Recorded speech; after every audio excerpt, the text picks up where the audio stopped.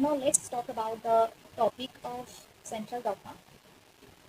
So central dogma is proposed by F. Crick. So according to F. Crick, who proposed that the DNA molecule, which is the genetic material of a cell that is replicated and forming its two copies, this DNA molecule is again forming a mRNA chain by the process of transcription.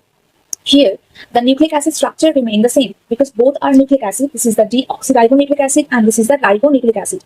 Only a little composition like the pyrimidine base, which is the thymine, is replaced with the uracil, and the deoxyribose sugar is replaced with the ribose sugar. And then this mRNA chain is now forming the protein molecule by the process of translation. Now here, the nucleic acid structure is converted into an amino acid structure. Thereby, the whole structural configuration is changed. Thereby, this is the process is named as translation. Now, in case of some viruses, there are genetic material RNA is present.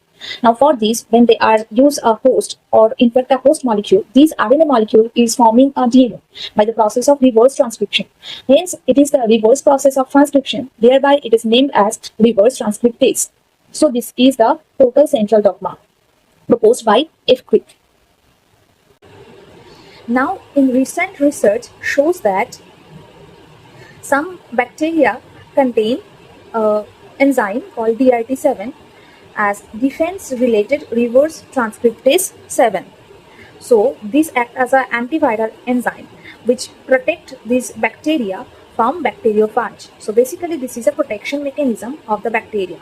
Now, this protein shows that it can produce DNA molecule, which is composed of long poly A and poly T rich DNA duplex. So, this antiviral enzymes is basically composed of primase polymerase, that is the PP domain, and reverse transcriptase, that is the RT domain. Now, this is the DRT7 enzyme. Here is a arginine pocket.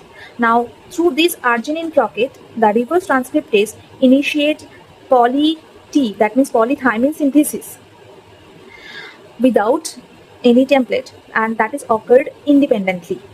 Now, this poly T act as a template and primer for the primase polymerase domain. Now, this primase polymerase use the poly T act as a primer, and then they synthesize the poly A tail, that is a polyadenine tail, and then finally forming a double helical DNA molecule.